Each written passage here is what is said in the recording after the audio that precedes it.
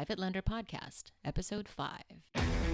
This is the Private Lender Podcast, the show that shares practical advice and know-how for new and seasoned lenders. From private mortgages on single-family houses to joint ventures on commercial projects and beyond. Discover details about investment vehicles that you won't find at your local bank or online broker. Listen and learn from private lenders and real estate investors, as well as from professionals and entrepreneurs, as they share the details, strategies, and the insight that allows for successful and prosperous lending. Now, get ready to increase your ROI. Here's your host, Keith Baker.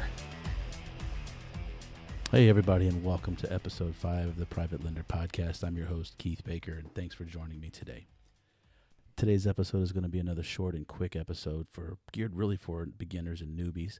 So if you've done a few deals or you're an experienced investor, you're more than welcome to listen, but just know ahead of time this is probably going to be a little bit below your speed, but I'm trying to get everybody up, try to educate as many people as I can with this platform while I have it. So thank you for bearing with me if you are experienced, and if you're not, then perfect, because this show is for you. But first, I want to talk about a few changes over at the website, the Private Lender Podcast website. If you go to the homepage, privatelenderpodcast.com, and at the top you'll notice that some of the buttons or the tabs have changed. There is now an events tab where you can see events that I'll be attending or speaking at, and also a resources tab, which contains a glossary of terms and also a book list of the books that are mentioned on the show. And while you're at the website, be sure to sign up to become a member of the Tribe of Lenders. That will help you stay up to date in the world of private lending, and the best part about it is it's completely free. It's on the homepage. So before we get to the heart of the show, I'd like to take a moment and hear from today's sponsor. Private Lender Podcast is proudly sponsored by Bell Station, which is located in the heart of Midtown Houston. Bell Station offers a modern bar environment with a southern charm. Whether you're a sports enthusiast, a beer nerd, wine lover, or just a social butterfly, Bell Station has got you covered. You can visit Bell Station at 207 Gray Street, Houston, in the 77002, or visit them on the web at bellstationhtx.com. That's BELLE station HTX.com. And now, back to the show. All right, this episode's topic is the mechanics of a loan. So I'm going to go through a couple of words, some jargon, some acronyms first. And then after that, I'll walk you through sort of what the loan looks like at a basic level. So the first number we tend to look at is the purchase price. That's the negotiated price to purchase the house. So in this case, let's say a house flipper has got a house that he's going to purchase for $55,000. Then there's the rehab cost.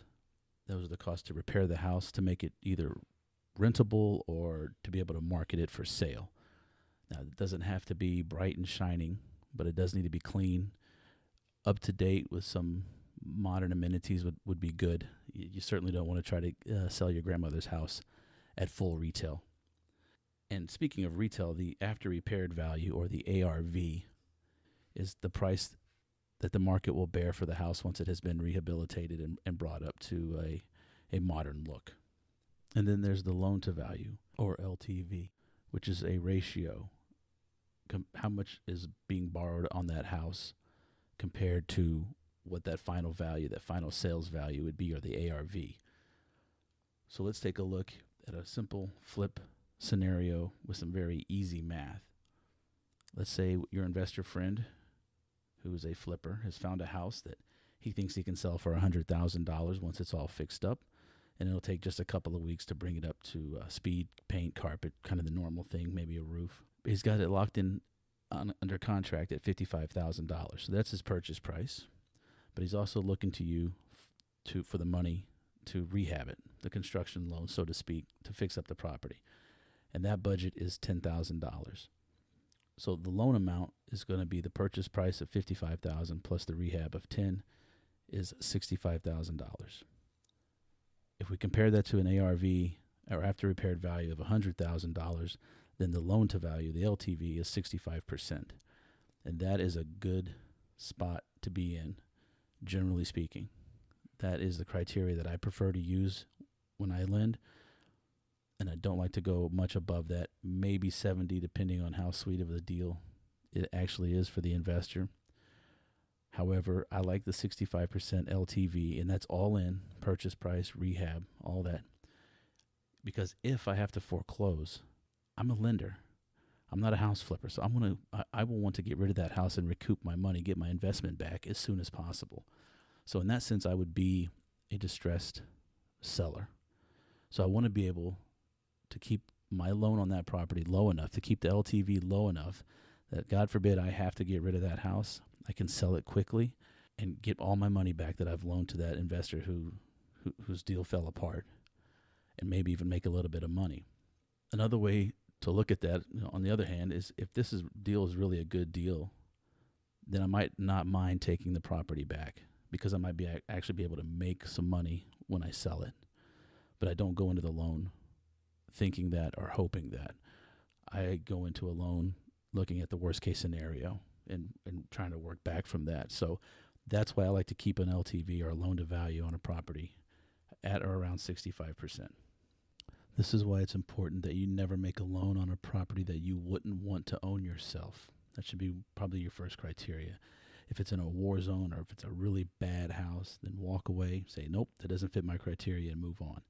If you are comfortable with it, if you know there's an exit strategy if you have to take it over, then it's something you might want to look at. But always, always make a loan on a house that you wouldn't mind taking back, or at least be of that mindset.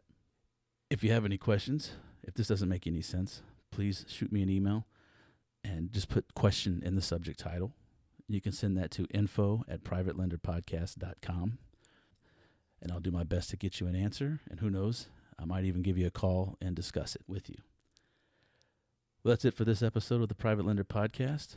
I want to thank you for sharing your time with me today. I hope this has been beneficial for you. If not, please reach out, let me know, and I look forward to seeing you on future episodes. Take care.